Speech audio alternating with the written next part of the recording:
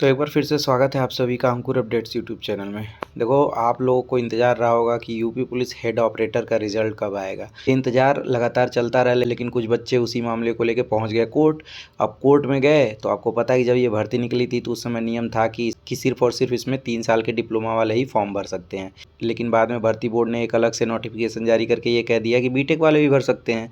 बस इसी मामले में जो डिप्लोमा होल्डर थे वो कोर्ट में पहुंचे तो जज साहब ने कहा कि एक काम करो, इस भर्ती को ही निरस्त कर दो। ठीक है, भर्ती निरस्त हो गई। अब जो डिप्लोमा वाले थे दोबारा इसी मामले को डबल बेंच में चैलेंज कर दिए। डबल बेंच में ये हुआ कि भैया काहे पूरा भर्ती तुम कैंसिल कर रहे हो, इतना मेहनत से लोग पेपर दिए हैं, तुम सीधे बीटेक वालों को बाहर करो ना, तुम शासन आदेश नहीं बदल सकते। तो बस इन्हीं चीज़ों को ध्यान में रखते हुए सारी चीज़ों को दोबारा करेक्शन किया गया और रिजल्ट जारी कर दिया गया।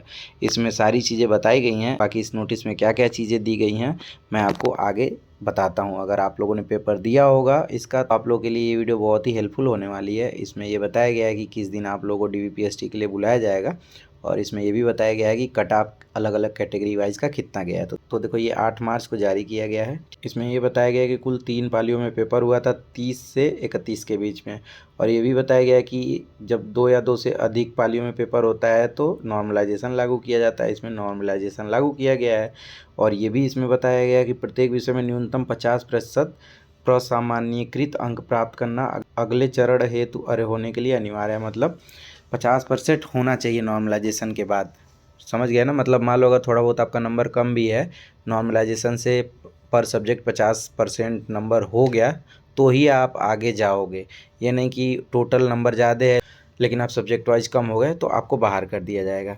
ठीक है, बाकी इसमें चौथे पॉइंट में बताया गया कि जो कोर्ट वाला मामला था उसमें क्या क्या करके संशोधन करके सारी चीज़ें की गई हैं, और उसके बाद अगले चरण के अभिलेखों की समीक्षा एवं शारीरिक मानक परीक्षा है परिणाम घोषित किया जा रहा है। उसके बाद इसमें बहुत डिटेल में एक चीज़ दिया हुआ है, उसको आप लोग ध्यान से पढ़ना। ये जो ब्लैक वाला कुछ ज़्यादा है, जैसे क्या हुआ कि जब कोर्ट ने कह दिया कि इसमें जो डिग्री होल्डर हैं, इंजीनियरिंग डिग्री होल्डर हैं, उनको बाहर कर दो, तो अब समस्या ये आ रही थी, जैसे आप लोगों ने देखा होगा कि मान लो कोई पॉलीटेक्निक कर रहा है, ठीक है, 3 साल पॉलीटेक्निक किया तो उसे डायरेक्ट सेकेंड ईयर में बीटेक में एडमिशन मिल जाता था।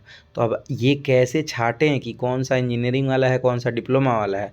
तो जो भर्ती थी 980 या ऐसे कुछ थी, इसके 10 गुना बच्चों को डीवीपीएसटी के लिए बुलाया गया है। तो इसमें ढेर सारे बच्चे ऐसे हैं जो बीटेक वाले भी शामिल हैं। जब आप इसमें ध्यान से पढ़ोगे तो यद्यप घोषित किए जा रहे लिखित परीक्षा के परिणाम में तकनीकी कारणों से डिप्लोमा और इंजीनियरिंग की स्नातक डिग्री धारित करने वाले दोनों तरह के अभ्यर्थियों को सम्मिलित किया जा रहा है, जिसकी सूची संलग्न है, परंतु शासनादेश विज्ञप्ति दिनांक इतने के निर्णयानुसार इंजीनियरिंग के स्नातक डिग्री धारक ऐसे अभ्यर्थी जिनके पास निर्धारित विधाओं में 3 वर्षीय डिप्लोमा नहीं है। समझ गए ना? अगर मान लो आपने पहले डिप्लोमा किया उसके बाद इंजीनियरिंग किया है तो ही आप आगे जाओगे, नहीं तो डीवीपीएसटी में बाहर कर दिया जाएगा। ये ध्यान रखना, भले ही आपका नाम इसमें है। समझ गए ना अच्छे से? मतलब इसमें बीटेक वालों को सीधे सीधे किनारे कर दिया गया है। बाकी ये सारी चीज़ें बहुत अच्छे से समझ गए, और कुल मिला के 9807 कैंडिडेट को बुलाया गया है इसमें अगले चरण के लिए, यानी कि डीवीपीएसटी के लिए। पहले ये देखते हैं कि इसका कट ऑफ कितना गया है।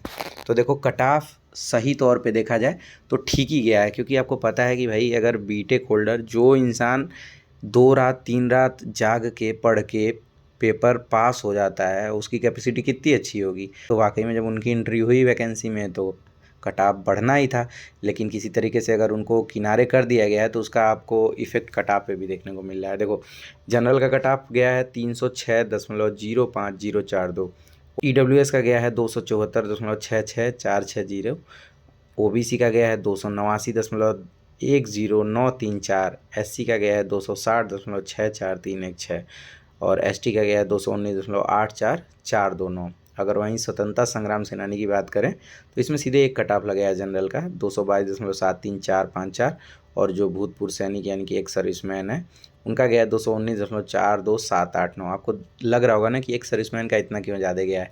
ज़्यादा लोग उसमें इंटरेस्टेड होंगे, ज़्यादा लोग तैयारी करके पेपर देंगे तो ऑब्वियस है कि कट ऑफ बढ़ेगी ना। अभी अगर यहीं महिला की देखा जाए तो इसमें जनरल का 278 समथिंग है, और ईडब्ल्यूएस का 223 समथिंग, ओबीसी का 252, एससी का 213 और एसटी का 213। देख रहे हो ना, मतलब कितना आसपास है।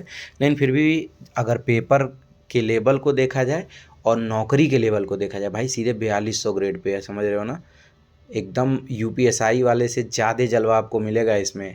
ठीक है, और बहुत रिस्पेक्टेड वाला जॉब है, तो उस हिसाब से तो भैया थोड़ा कट ऑफ तो जाना चाहिए भी। अब इसमें आगे दिया हुआ है, उक्त अभ्यर्थियों के अवलोकन की समीक्षा एवं शारीरिक मानक परीक्षा की कार्रवाई मार्च 2025 के अंतिम सप्ताह में प्रस्तावित है। मतलब ये मार्च स्टार्ट हो गया ना, लास्ट में प्रस्तावित है, लेकिन हो सकता है आगे भी बढ़ जाए। ये मत सोचना कि प्रस्तावित का मतलब हो ही जाएगा, लेकिन हो सकता है हो जाए।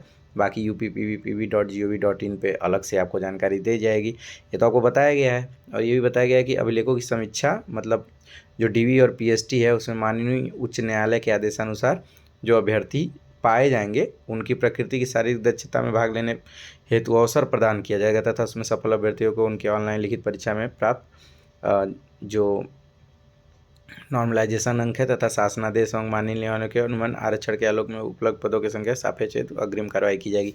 कुल मिला के इनका कहने का मतलब ये है कि जब एक बार कोर्ट इंटरफेयर कर दी है तो हर जगह ये लिखेंगे कि भैया देखो हम कोर्ट के आदेश का पालन करेंगे, कोर्ट के आदेश का पालन करेंगे, समझ गए ना। तो कुल मिला के हर चीज़ कोर्ट के आदेश के पालन के तहत ही होगा, ठीक है। बाकी ये सूचना अभ्यर्थियों की सूचना प्रकाशित की जाएगी, इस विषय में सूचना का अधिकार फलाने से पत्र स्वीकार नहीं होगा, ये वो, तो ये सारी चीज़ें दी हुई हैं। इसका सिंपल सा मतलब ये है, और आपने पेपर दिया था तो आप जाके पीडीएफ देख लेना, अपना उसमें नाम डाल के चेक कर लेना कि आपका रिजल्ट आया है कि नहीं आया है। बाकी अगर सही तौर से देखा जाए तो जिस हिसाब से नौकरी है उस हिसाब से ज़्यादा कट ऑफ नहीं गया भाई। 400 नंबर में अगर 300 के आसपास जा रहा है तो कोई बहुत ख़राब नहीं है। देखो 306 गया है और इसका 274 गया है, ओबीसी का 289 गया, तो ठीक ही है एक तरह से। मतलब कुल मिला के अच्छी चीज़ है कि चलो ठीक है, जो डिप्लोमा किए होंगे उनका कम से कम फाइनल सिलेक्शन हो जाएगा, और जो बीटेक होल्डर हैं, जिन लोगों ने डायरेक्ट बीटेक किया होगा उन्हें बाहर कर दिया जाएगा। भले ही उनका नाम होगा पीडीएफ में, लेकिन उनको डीवीपीएसटी में बाहर कर दिया जाएगा। तो कुल मिला के अपना जो भी आपके पास डॉक्यूमेंट है उन सबको रेडी कर लो, उनके फोटोकॉपी करा के रख लो, प्रमाणित कर लेना। बाकी क्या क्या चीज़ें और लगेंगी डीवी के दौरान वो सारी चीज़ें जब रिजल्ट, वो सारी चीज़ें जो ही क्लियर होंगी भर्ती बोर्ड के द्वारा बताया जाएगा।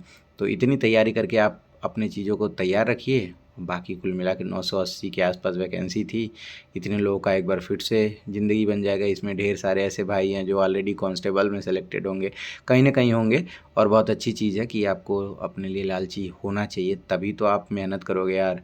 लालची होगे, सोचो आपका 2000 ग्रेड पे है, उसके बाद सीधे 4200 ग्रेड पे चले जाओगे, कितनी अच्छी चीज़ है। मतलब कांस्टेबल में आप 15-16 साल नौकरी करोगे तब जाके यहाँ तक पहुँचोगे। अगर थोड़ा सा मेहनत कर लिए तो आप सीधे पहुंच जाओगे, तो बेस्ट है ना यार। तो जिनका भी इसमें सिलेक्शन हुआ उनको ढेर सारी शुभकामनाएं। बाकी कोई जानकारी मिलती है तो आपको इस चैनल पर मिलती रहेंगी। वीडियो को लाइक करना, अगर पसंद आए तो चैनल को सब्सक्राइब ज़रूर करना। मिलते हैं अगले वीडियो में, तब तक के लिए अपना ध्यान रखना, बाय बाय।